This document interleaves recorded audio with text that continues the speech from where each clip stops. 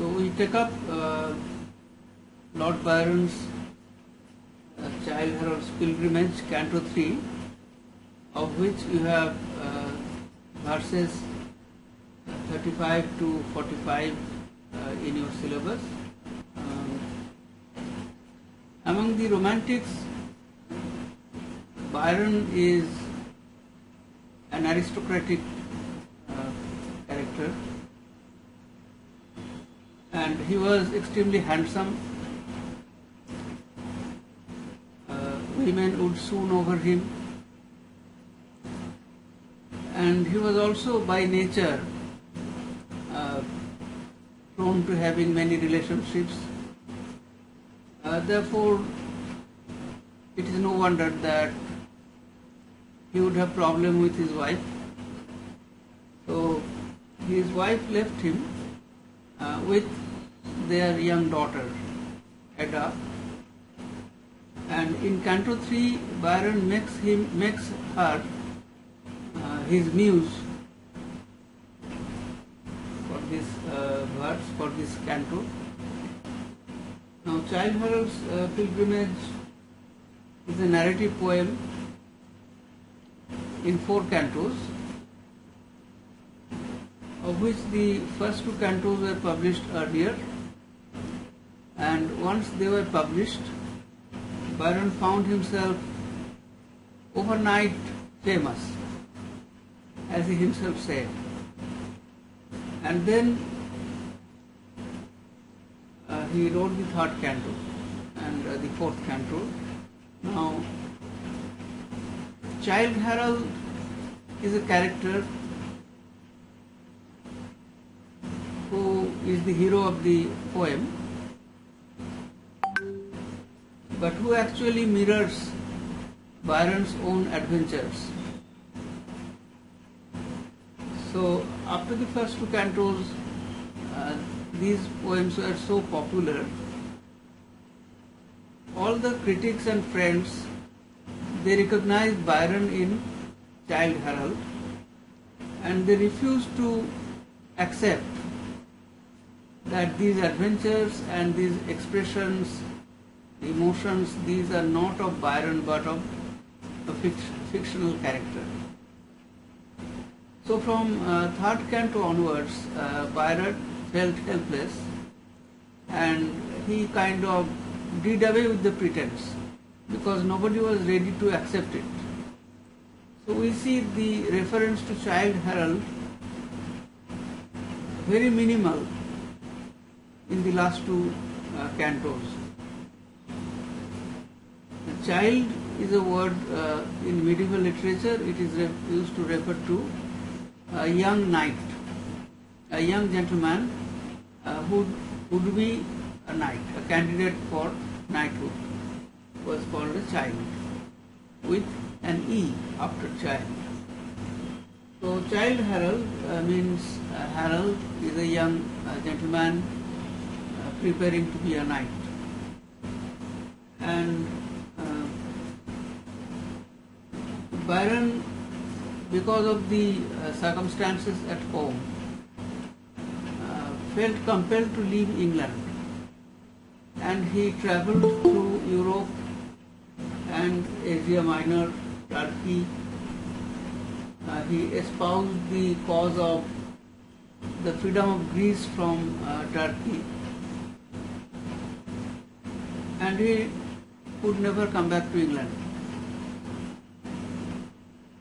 And in these poems, he describes his travels through Europe and Asia Minor. And we see that the poem is therefore a composite mix of narrative poetry, travelogue, autobiographical elements, and epic and lyric qualities can be found in the poem. So Byron was hugely popular in the early 20th century, but later his population waned the other romantics, Shelley Keats, became more popular. They also died very early. So Byron belongs to their generation. But Byron had a tiff with Wordsworth over the first two cantos of this poem, where he described himself as a worshipper of nature, and Wordsworth complained, perhaps justifiably, that these ideas have been taken from his poem Tintern Abbey. The other most famous poem by Byron is Don Juan, Juan or Juan, it is spelled as it is pronounced in Spanish, Juan. So Don Juan is a kind of poem where also you have a central character who is a womanizer and moves from woman to woman. So we may say that around Byron at that time there was a cult, the cult of Lord Byron, or one could also speak of Byronism in that sense. So let us look at the poem. So we begin at stanza 36, and you have 36 to 45. In these 9 stanzas, basically we have the image of Napoleon, because as Childe Harold goes to France and looks at Waterloo, the victory of the English and other forces over Napoleon at Waterloo was decisive. So these stanzas are mostly reflection of Napoleon, and we find in Byron a contradictory impression of Napoleon. He is simultaneously attracted by him as well as repelled by him. But basically in this poem we find that Byron is always in favor of the victims or the victimized rather than the conqueror. So he is always in favor of the conquered. He is always in favor of freedom.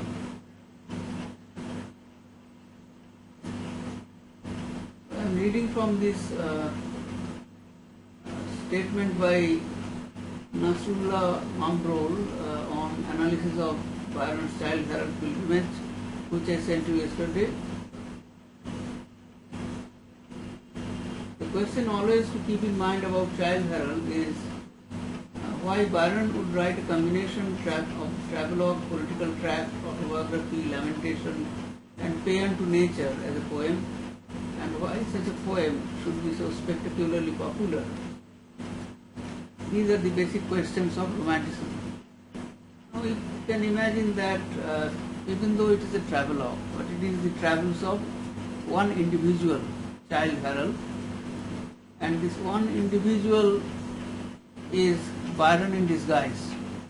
So it is a celebration of the self, you may say, which is or which was the peculiar romantic characteristic. Byron famously woke up to find himself famous after the publication of Cantos 1 and 2 of Childe Harold when he was 24. Those cantos are more or less the poetic journal of a trip Byron took with friends through the regions of Europe not occupied by Napoleon Bonaparte's French forces. The areas held by Napoleon were enemy territory for an Englishman. Accordingly, Byron travelled through Portugal, Spain, Malta, Albania, Greece and Turkey, whose Ottoman Empire extended over Greece, and Byron would die championing the cause of Greek independence, the loss of which he laments in Childe Harold. So he is an arch rebel figure. He rebelled against English institutions, English snobbery, social structure and the hierarchy and the gossip and scandal, all those petty things in English society. So he was a misfit in English society and he left it. Just like Shelley also left, and Shelley died in Italy. Byron died while defending Greece against Turkey. So he fits the bill of a romantic character, a romantic hero himself. The second generation of romantics was much more turbulent than Wordsworth and Coleridge, who were the stay-at-home types. Okay, so let us come back to the poem. So in stanza 36, Byron describes Napoleon without naming him. There sunk the greatest, not the worst of men, whose spirit antithetically mixed, one moment of the mightiest, and again on little objects with like firmness fixed. The versification in this poem deserves mention. Byron uses Spenserian stanza.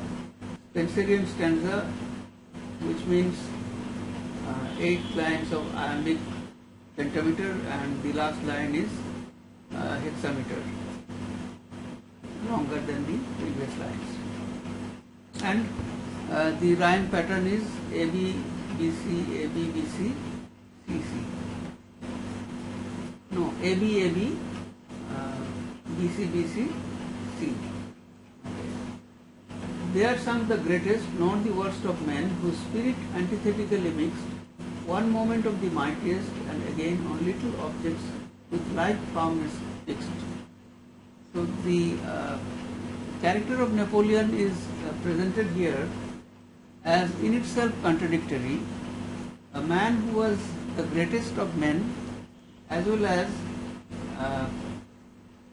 maybe also thought about to be the worst of men.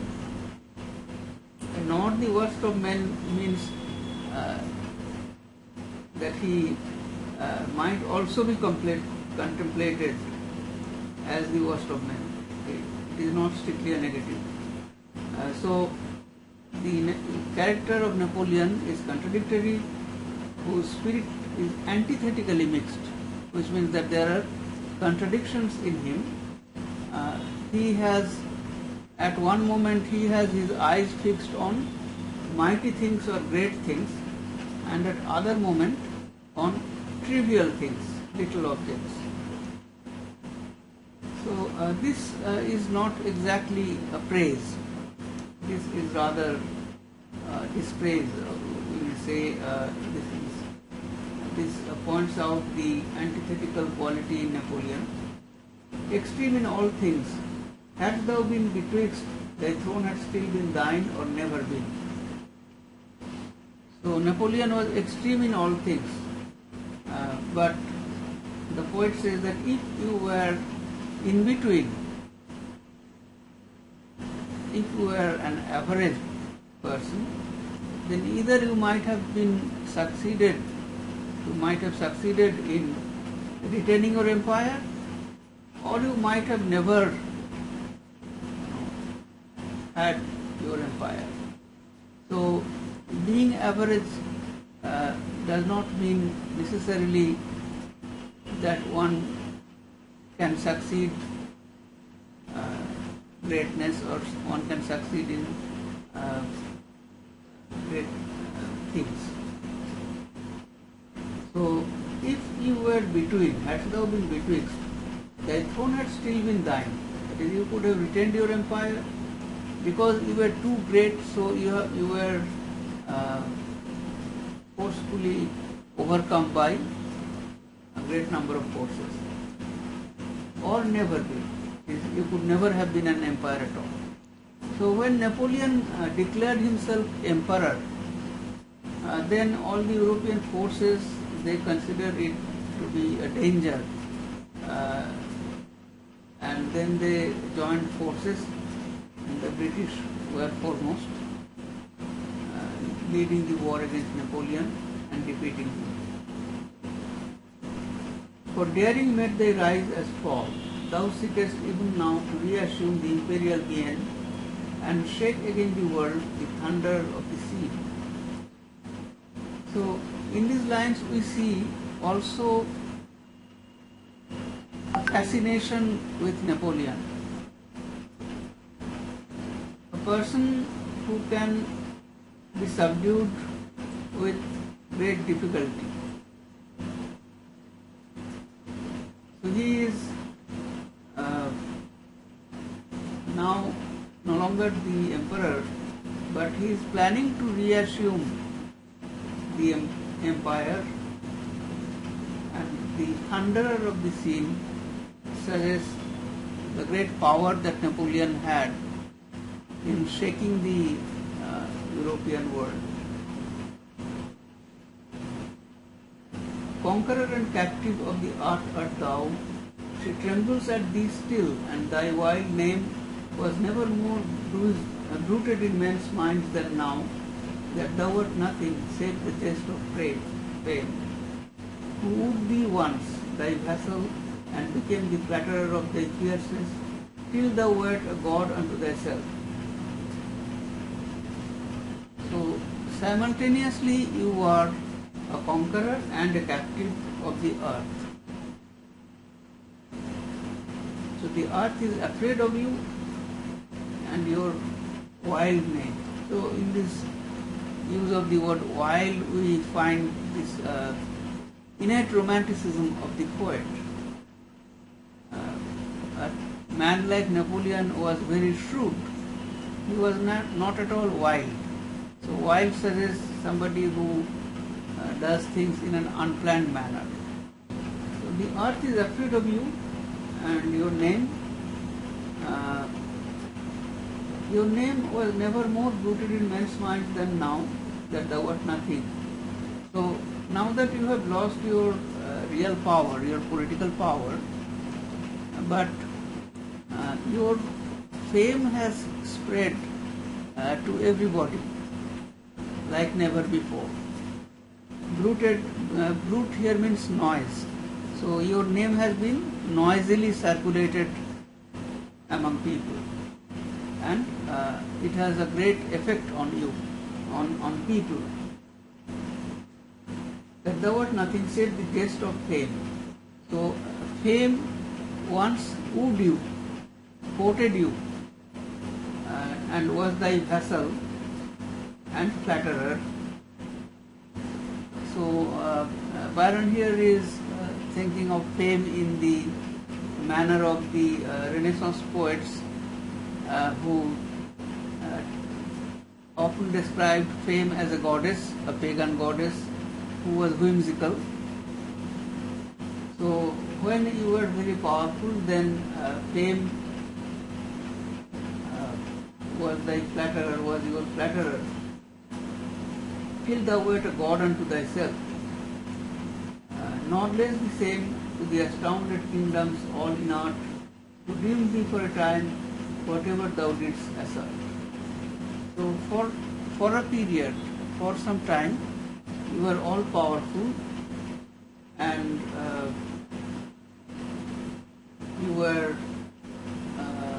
you completely subjugated many countries, astounded kingdoms, that is, countries which have been completely subjugated, and they were all inert, means they had no power to do anything, and they considered you as a great powerful man or like a god. Who more or less than man, in high or low, battling with nations, flying from the field. Now this, I see that here Byron has some kind of a, he has fallen in love with antithesis, the rhetorical figure of antithesis, and trying to describe Napoleon in antithetical terms, here he says something which is very unlikely, that is flying from the field like a common soldier. So here he describes Napoleon as more or less than man, and one who fought with the nations but also fed the field. Now making monarch's necks thy footstool, now more than thy meanest soldier taught to me, more than thy meanest soldier taught to me. So at some one point you are an extremely powerful person, treading on the necks of monarchs. The next moment you are less than even the meanest soldier who has been taught to surrender. So apart from antithesis, I would think that here there is also exaggeration or hyperbole. So, yes. In that sentence, now making monarchs' necks by footstool, isn't there an echo of Tamerlane? Yes, of course there is. Thank you for mentioning that. There is an echo of Tamerlane here. Byron, of course, assimilates the heritage of Elizabethan and Jacobean literature of England. Yes, that is there. But therefore, the contrast is much greater.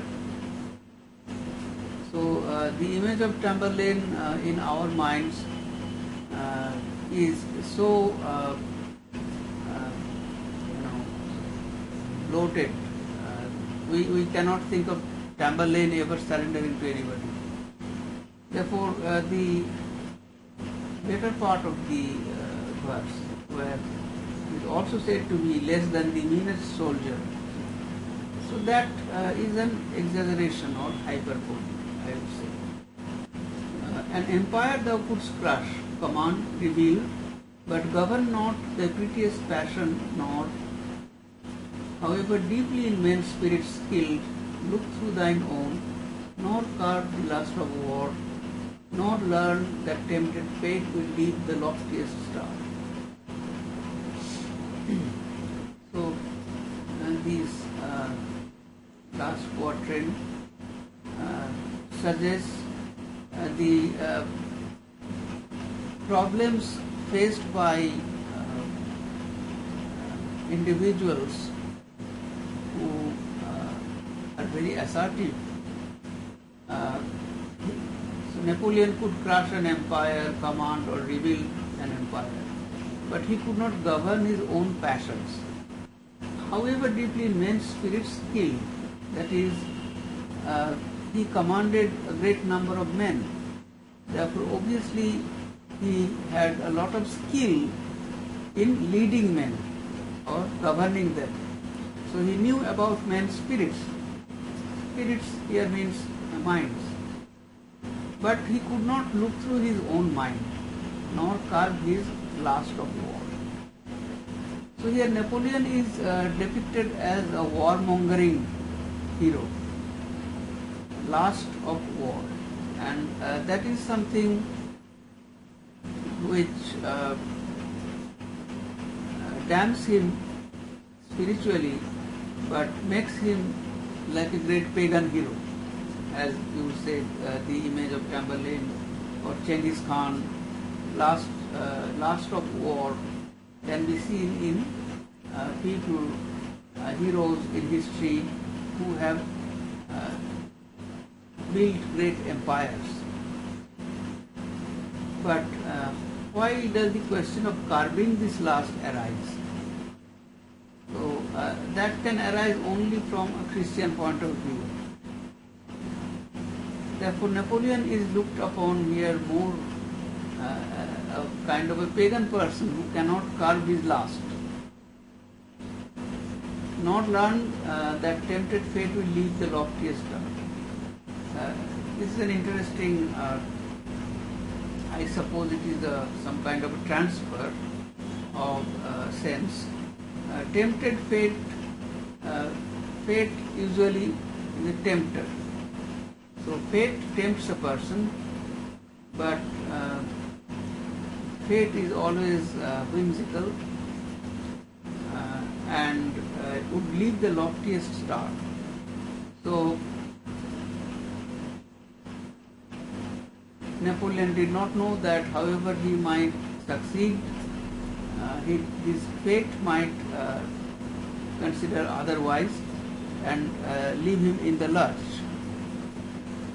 So the concept of fate is not Christian, it is Greek, it is pagan. In Greek tragedies we find that there is nemesis or destiny that pulls down the greatest of the heroes. So there is a lot of paganism in Byron, which makes his poetry interesting, and also a lot of Orientalism. Yet while thy soul hath grouped the turning tide with that untaught innate philosophy, which beat wisdom, coldness, or deep pride, is gall and wormwood to an enemy, when the whole host of hatred stood hard by, to watch and mock thee shrinking, thou hast smiled, with a sedate and all-enduring eye, when fortune fled her spoiled and favourite child, he stood unbowed beneath the eaves upon him piled. So in this stanza we find Byron presents Napoleon as a hero who mocks at fate, who withstands fate, smiles back at fortune. So, well, thy soul hath grouped the turning tide. The tide turned when Napoleon was defeated by the Allied forces, and how he had grouped the turning tide, how he managed or held himself together when the tide turned against him, with the help of that innate untaught philosophy. So his philosophy or wisdom, coldness or pride. So how to define that mental quality? The poet himself is at a loss. So and this is something which cannot be taught, which must be inborn, innate. Untaught innate philosophy which beat wisdom, coldness or deep pride, and this power of the mind, this quality of the mind to withstand adversity. This is what makes him all the more hateful to his enemy, gall and wormwood to an enemy, because the enemy would always love to see him crushed and suffering and finding it difficult to bear with all the pains inflicted upon him. But if he can withstand his loss boldly and proudly, then that would be very dissatisfactory to the enemy. It would be like gall and wormwood. When the whole host of hatred stood hard by, to watch and mock thee shrinking, thou hast smiled. So a lot of people, a lot of forces hate you. So you face this hatred and they watch you shrinking, that is, you lose your power, you lose your stature, so they watch you and mock you, but you are not perturbed. Thou hast smiled with a sedate and all-enduring eye. So you see here the facility of language in Byron, and this all-enduring eye is also, it also reminds us of Wordsworth, because Wordsworth often makes many phrases with I. So here Byron says, sedate and all-enduring eye, that is, you have a power to look at things in a calm and composed manner, enduring everything. When fortune fled her spoiled and favourite child.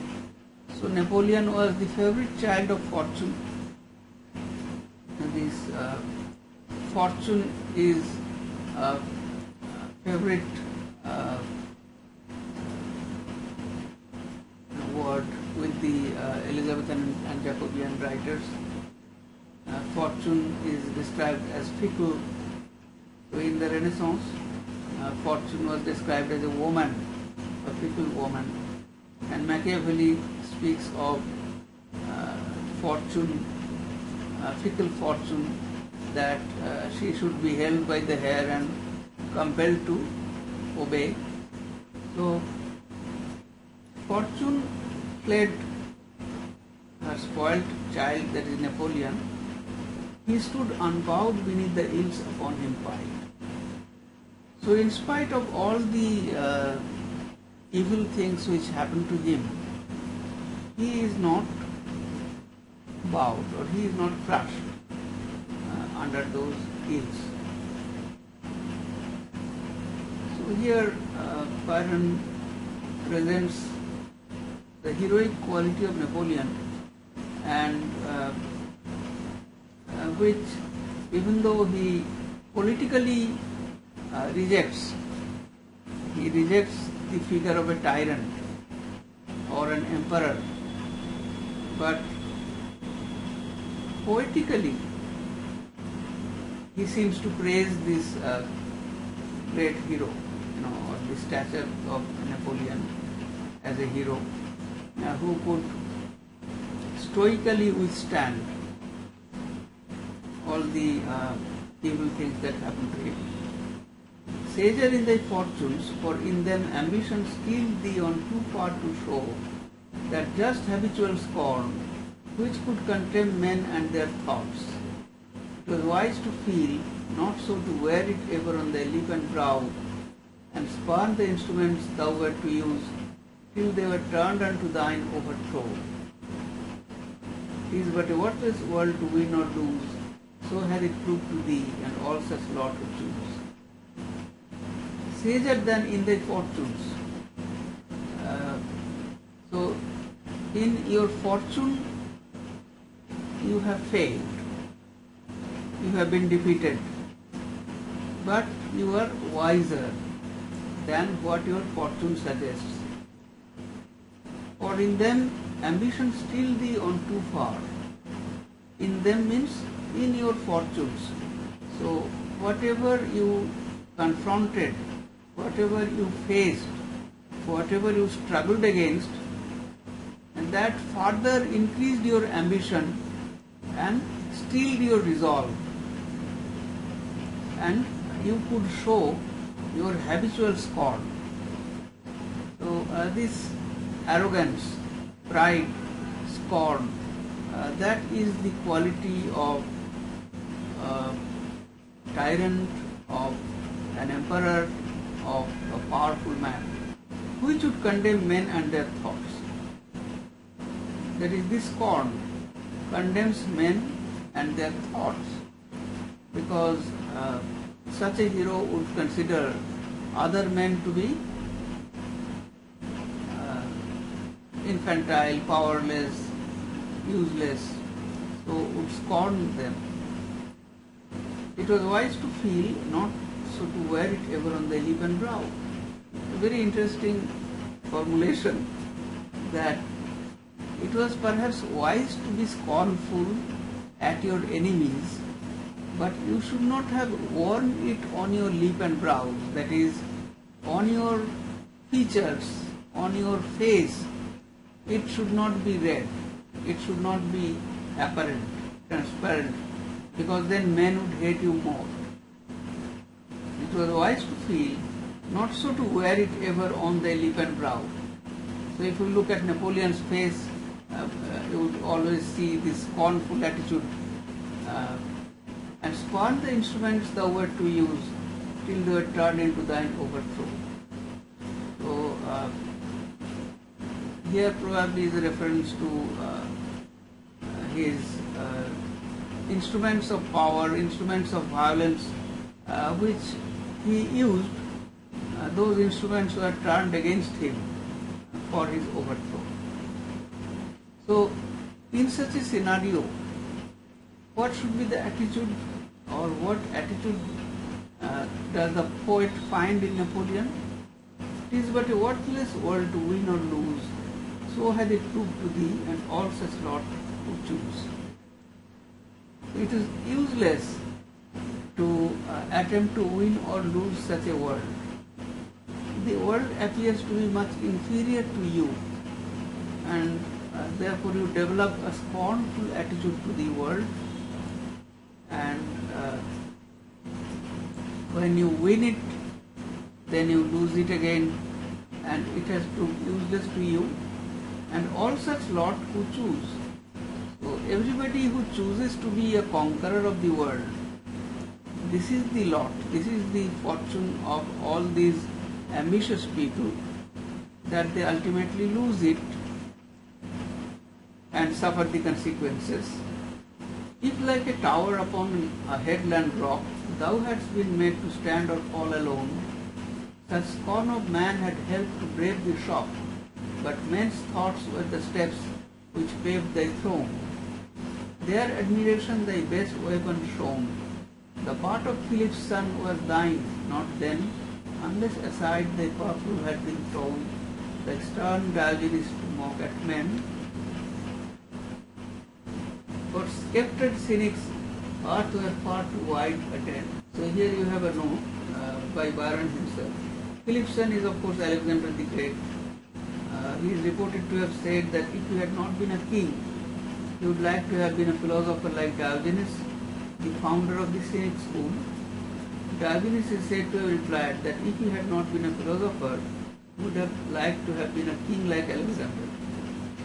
Byron's note, the great error of Napoleon, if we have read our annals true, quotation from Shakespeare, was a continued obtrusion on mankind of his want of all community of feeling for or with them, perhaps more offensive to human vanity than the active cruelty of more trembling and suspicious tyranny.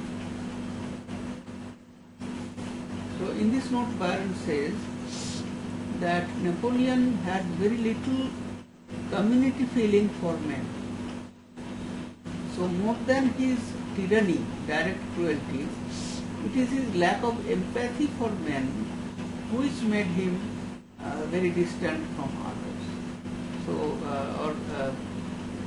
made him very offensive to others. And we see that here Byron is more or less successful in representing this tyrannical side of Napoleon. Tyrannical and this arrogant side, that he did not have any empathy for people. So let us look at the stanza. If like a tower upon a headland rock, thou hadst been made to stand or fall alone, such scorn of man had helped to brave the shock. So here is an image, a man standing on a tall rock, looking at perhaps a precipice. So only a brave man or a hero can climb such a rock and can look down. So from this rock, if he has to fall, then he can withstand that only with the help of scorn of man. That is, if he has a daring attitude and a careless attitude, that he doesn't care what happens to him, how men treat him after he falls, only that attitude can offer a cushion to bear this shock. But men's thoughts were the steps which paved thy throne.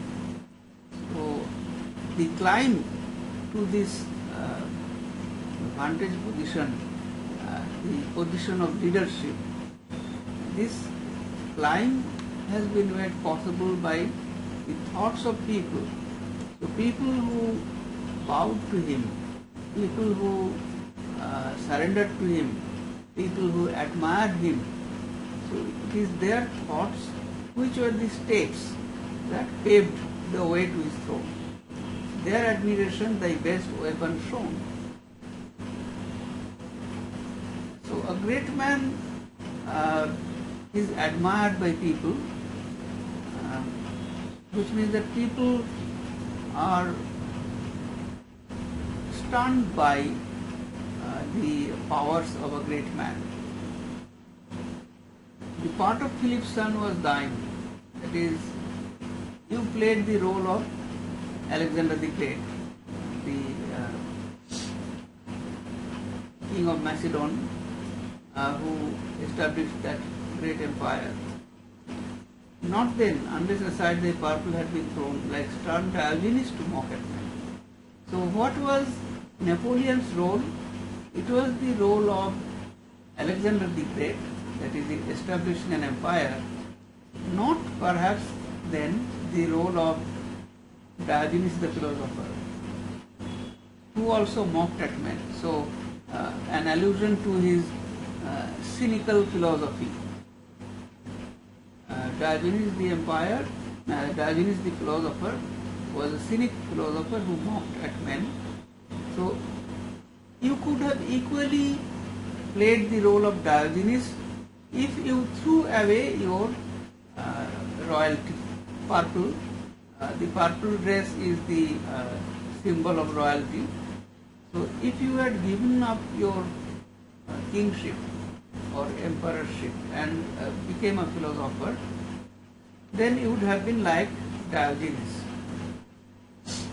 So this stanza therefore conveys the idea that Napoleon could play the role both of Alexander and Diogenes, but he chose to become like Alexander, not Diogenes. For sceptred cynics, Arthur far too wide a den. So cynic philosophers, they would rule over the world. Sceptred means they would also rule over the world, but philosophically. Do you have any questions so far on Byron? What I have taught so far? Yes, sir. Yes, sir. Yes. So should I tell them now? The questions on Maltlanders? No, sir. The questions on Byron till yes, now. Yes, go ahead. Yes, sir. Go ahead. So throughout the cantos of Childe Harold's Pilgrimage, there runs an antithetical strain. Yes. Is it could it be interpreted as a creative embodiment of Byron's own bipolar psyche? Well, that would require a kind of biographical analysis, and it would be assuming that that poetry is a representation of the poet's psychological qualities. That is, not completely invalid approach. Sometimes psychoanalytical criticism takes help of that. But since antithesis had always been a rhetorical figure that had always been successfully used in poetry, so I would prefer to look at the poem rhetorically rather than psychoanalytically. Right. Okay, sir. So not the poem per se, but how the narrative progresses and the stylistic nuances present in the poem, how it is conceived rather than the poem. Can't it be looked upon as an unconscious replication of Byron's own thought processes and proclivities? I would doubt it, because rhetorical figures are never applied unconsciously. Because as you can see that Byron, even though he was a romantic poet, as you can see that he is very careful about the formal structure of his poem. So writing a poem like this with exact Spenserian stanzas, the iambic pentameters, the long hexametric line at the end, and the exact rhyme scheme. So that would assume that the poet had complete mastery over language and form, and therefore it is unlikely that he is not using the rhetorical figure of antithesis without knowing its full import. Okay, sir. So I would suppose that Byron uses antithesis in order to shock the reader, because he also makes his antithesis often hyperbolical. Right. But Yes. I suppose that by shocking the reader in this fashion, he is also successful in gaining their attention, and thus the poem also becomes popular. Right. So that is one way of attracting people's attention, where you shock them with certain expressions, so that they are forced to read the poem twice or more and look at the qualities and ask questions about it.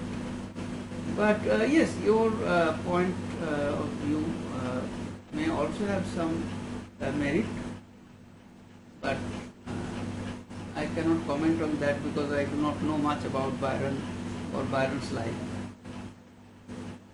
Okay, sir. So he manipulates the antithetical strains to extract Yes, I would. a sensationalism.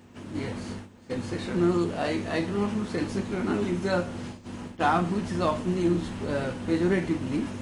I won't say Yes, sir. yes, I won't say sensationalism, but I would say dramatic quality, or adding dramatic quality to the poem. Okay, because sir. he is attempting to represent great passion. So an emperor also has great passion, and this old pride or old scorn, that is also something to be fearful about. And Byron is able to convey this, fearful aspect of Napoleon's character, and he is not satisfied by just expressing that in his poem, but he also adds in a footnote about this quality of Napoleon, the greater error of Napoleon, that he was not empathetic to people and so on and so forth. So he is extremely desirous that he is able to represent Napoleon in a way which is authentic but at the same time dramatic. Sir. Okay. Any other question? Yes, sir. Yes. Childe Harold's pilgrimage is imbued with symbols and allusions from the Orient.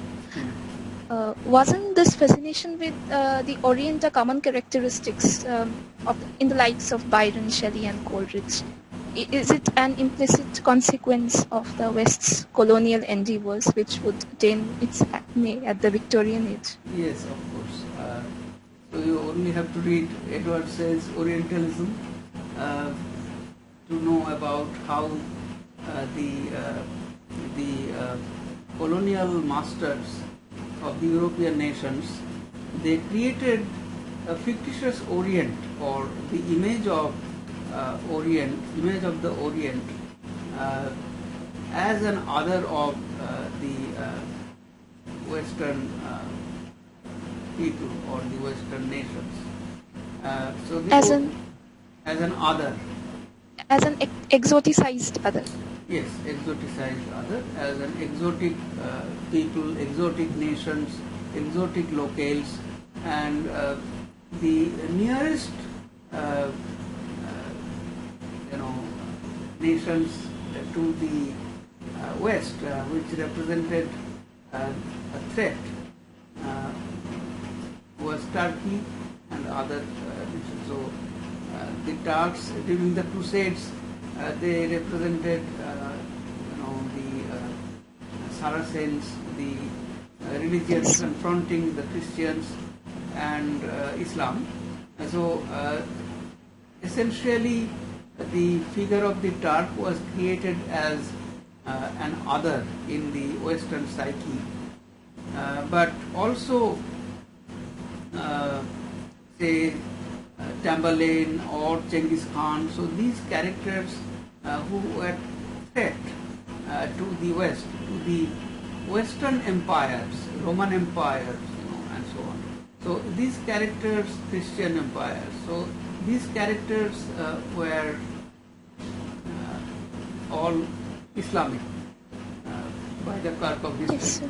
And therefore these took a strong hold, made a very strong impression upon the European mind. And in art and literature, these Asian races, they were otherized, or they were created as fictitious others. But there is also an aesthetic aspect of this Oriental image, and in spite of all the hyperboles, exaggerations, like the idea that the Turkish Sultan had,